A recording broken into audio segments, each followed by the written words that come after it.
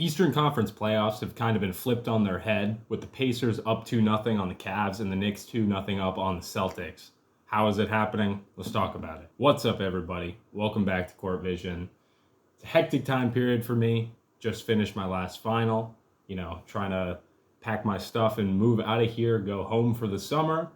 But, I'm still grinding, still making that content. So without further ado, let's jump into it. First, I'm going to talk about the Pacers being up 2-0 on the Cavs and the biggest things I'm seeing as to why that's the case. First thing you can point to is obviously the injuries to Darius Garland, and then in Game 2, Evan Mobley and DeAndre Hunter also out, and the consequences that those bring. Darius Garland is out with that toe sprain.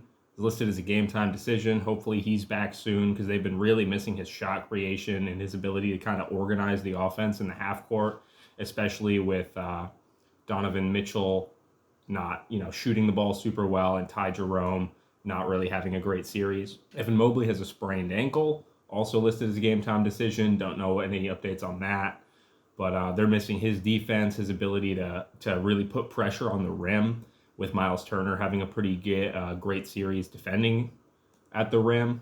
Pacers shot 15% better at the rim in Game 2 with Evan Mobley out, so his defense is super important there too. The lack of size that the Cavs are facing without Evan Mobley in the lineup is also benefiting the Pacers because they don't have a ton of size themselves. They have Pascal Siakam or Thomas Bryant is playing their backup 5 minutes, so not ideal there as well. DeAndre Hunter has a dislocated thumb. Again, he's a game-time decision, missing his shot creation, his defense on guys like Andrew Nembhard and Halliburton. Because these guys are out, you get guys like Max Strus, no disrespect to him, taking 18 shots in Game 2. He played a good game, but still not ideal for him to be taking that many shots. It's resulting in Donovan Mitchell having to try and take over and run the game. He's trying to just barrel to the rim basically every opportunity, every possession, pushing in transition. Sometimes his aggressiveness is a little reckless or like a little unnecessary. But, he had 48 in that Game 2. He's able to get to the line at will, but without some of these other guys in the lineup, his scoring just isn't enough alone. And because those guys are out, you have Ty Jerome and Dean Wade in the starting lineup in Game 2. Sam Merrill was in the starting lineup in Game 1.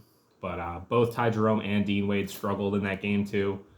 Ty Jerome having a lot more on-ball responsibility in the starting lineup than he would off the bench. He was running pick and roll with Jared Allen, getting to his floater, finding the roller. But, his shots himself aren't falling. His offensive game isn't really, up to the level that you would want from him. He's 8 for 20 in Game 1 and then 1 for 14 from the field in Game 2. He's 1 for 8 from 3 over the 2 games combined. Just not a good offensive performance. And then Dean Wade, played some solid defense all game. There's a number of possessions I can remember where he really locked up like Halliburton or Nembhard. But his offensive game has really left a lot to be desired in the starting lineup, especially when he's playing backup 5 minutes. He's not been super effective as a screener or like a roll man, and he's not a high-volume shooter to begin with, so he's not providing a ton offensively. Another big thing is Ty Jerome playing more minutes. He's really getting picked on defensively. Halliburton and Nembhard were very happy to go at that mismatch, or not even a mismatch, that matchup, driving at him or isoing for step backs and space. And it really just felt like he wasn't able to stop either of them when he was the primary defensive matchup. The Pacers in this series also so far have really just executed their own style of game. It feels like they've really imposed the way they want to play on the series. They've got that high transition frequency. They're beating Cleveland 27-16 in fast break points. They also have over double Cleveland's transition frequency, so they're just getting out and running way more. It feels like everyone's involved. In both games, all 5 starters and Benedict Mathurin off the bench had more than 10 points. So they're just getting everyone involved, playing as a team. Pacers basketball, in particular, Andrew Nembhard has really been super empowered as an initiator and a playmaker. The offense, when he's on the floor, feels a little less Halliburton-centric, and that's honestly been a very good thing. No disrespect to Halliburton, but just having another guy who you trust to do that kind of thing is great for their offense. He's averaging almost 10 assists over the first 2 games, running screen actions, drive and kick, getting into the 2-man game with Miles Turner. Their 2-man game is actually super impressive. I pay attention to that in the next games because you'll be surprised. They have a really good connection. And then he also just had a great shooting game in Game 1, and then in Game 2, he had a good passing game. And, all while he's playing elite defense on Donovan Mitchell and Ty Jerome, and presumably if Darius Garland comes back, on him as well. So shout out to him. The clutch execution in this series has also just gone way in favor of Indiana. Halliburton obviously has those 2 game winners in the series already. He's very comfortable attacking Ty Jerome or Jared Allen in those clutch moments. He's able to find his way to the rim. His rim scoring in general this series, not even just in the clutch, has been really impressive, but that's beside the point. In the fourth quarters, the Pacers are outscoring the Cavs 65-43 over 2 games. So an average of 11 points a game differential. It's pretty huge.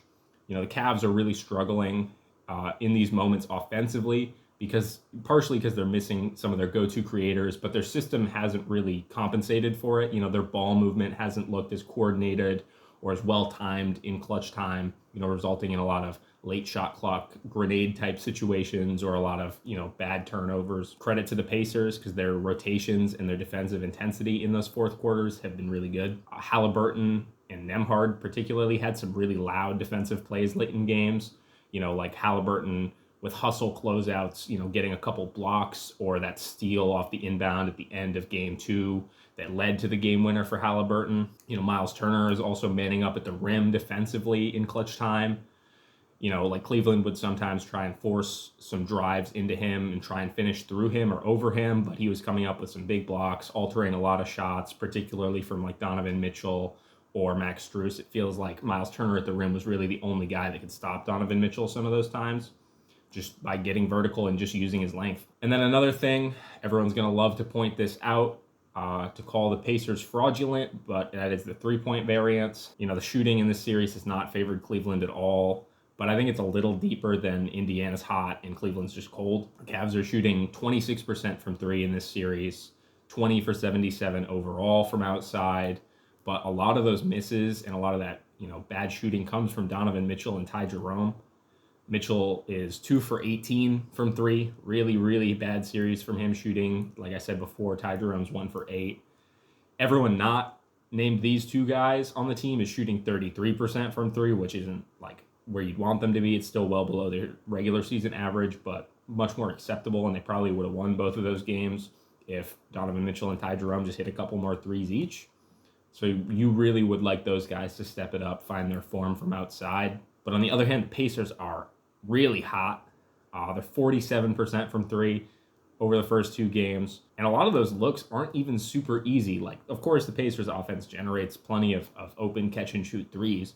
But like you see guys like Nembhard and Halliburton, even Nesmith hitting like tough step backs. Benedict Mathurin hit some tough step backs as well in game 2. These are tough shots, but these guys are just knocking them down in the big moments.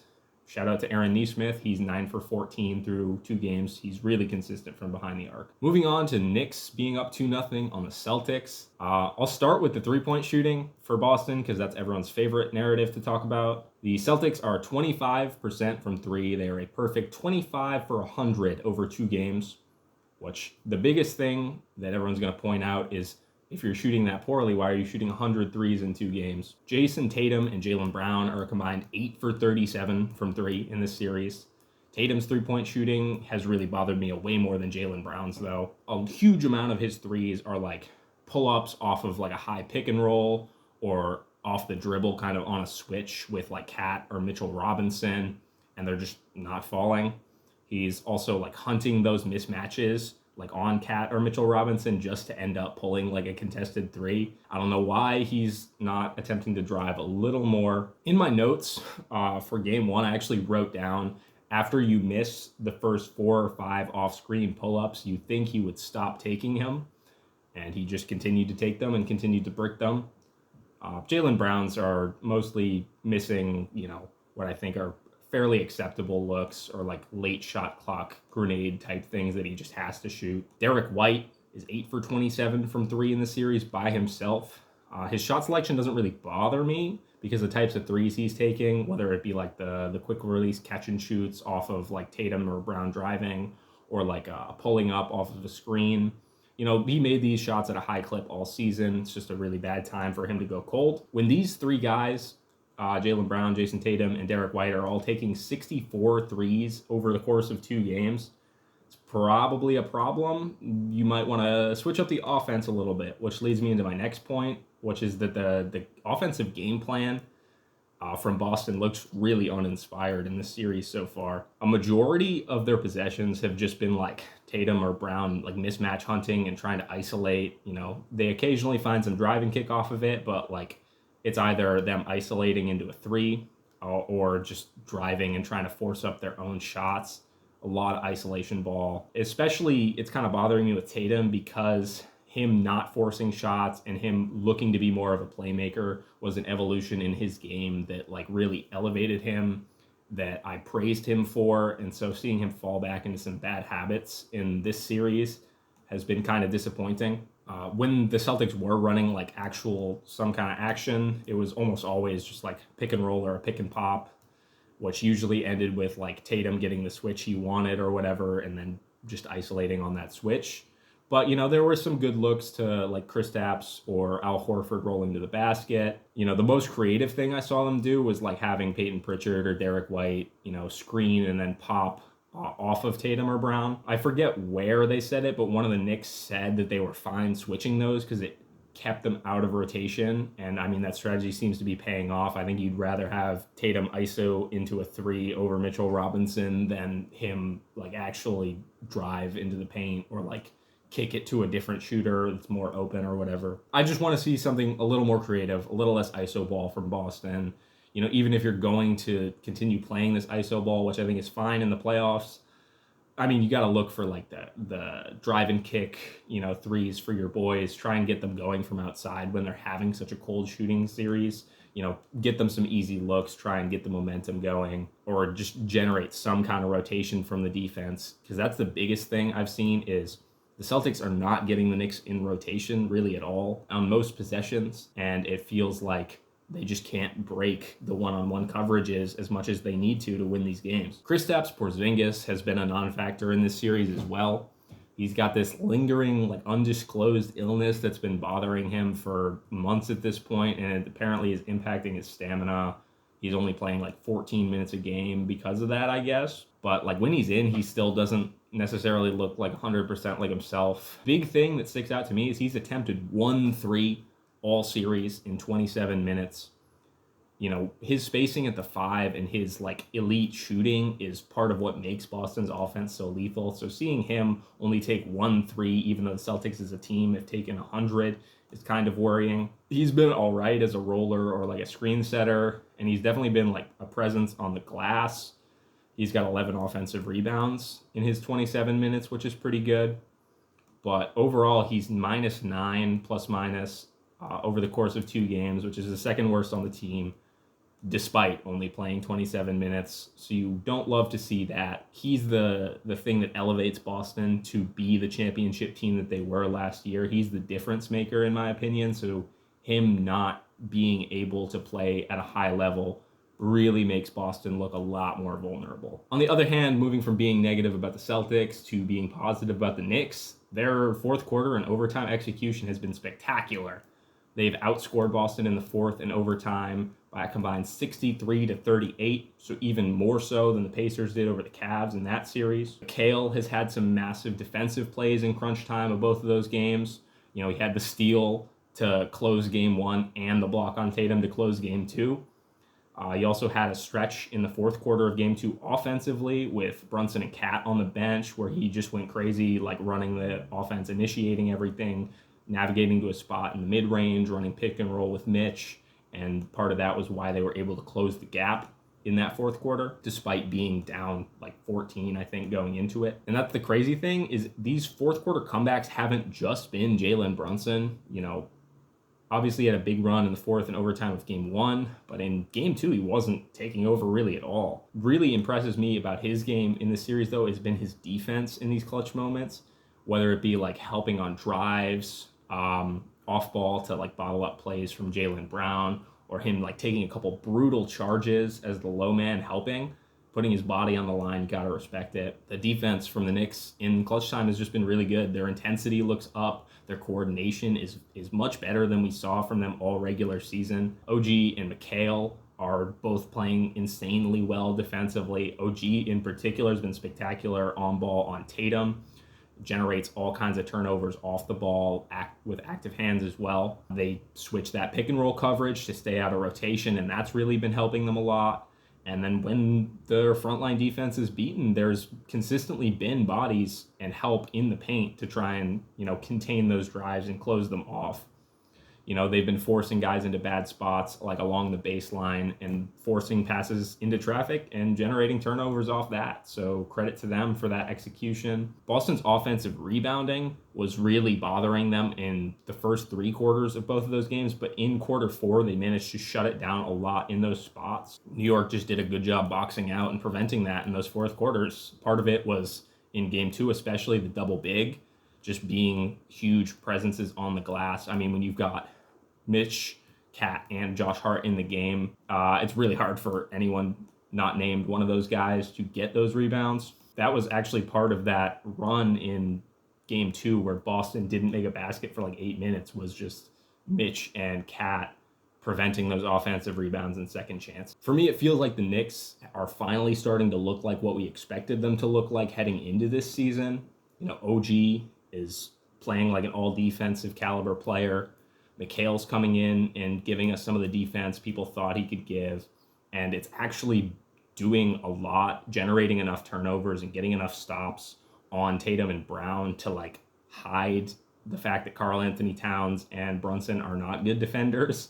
The cope that people had at the beginning of the season that OG and McHale will be so good that it won't matter that Cat's a bad rim protector, it actually is kind of coming to fruition in this series a little bit. Brunson, despite having kind of a bad game 2 and some pretty poor efficiency over the series, has looked like the league's best closer at certain times, especially in that round 1 series against Detroit and then in game 1 of this series. Cat provides huge offense with his ability to attack mismatches or, space the floor, even though he's not shooting a ton of threes or being super active in action.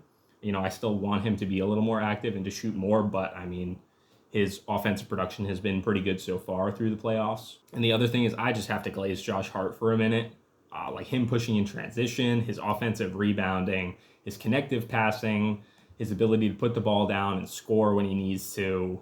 He's just so huge, contributing to just winning basketball for the Knicks. He's averaging almost 19 and 9 rebounds in this series. He's 4 for 11 from 3. He's punishing the Celtics for helping off of him or putting a center on him.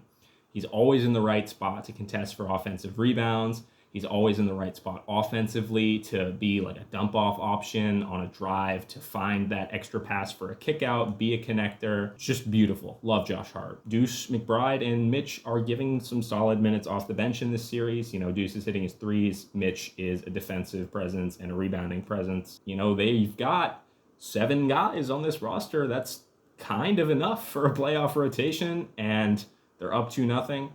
I'm not going to hold my breath because it's very possible that Boston just comes back and wins this in, 6 or 7 games. But for the Knicks, they're doing what they have to do, taking care of business. So credit to them. And that's all I've got in this video. Thank you, everybody, for watching. Subscribe if you want to see more, hopefully more regular videos as soon as I'm home and done with this semester here at school. But yeah, that's all I've got. Thanks.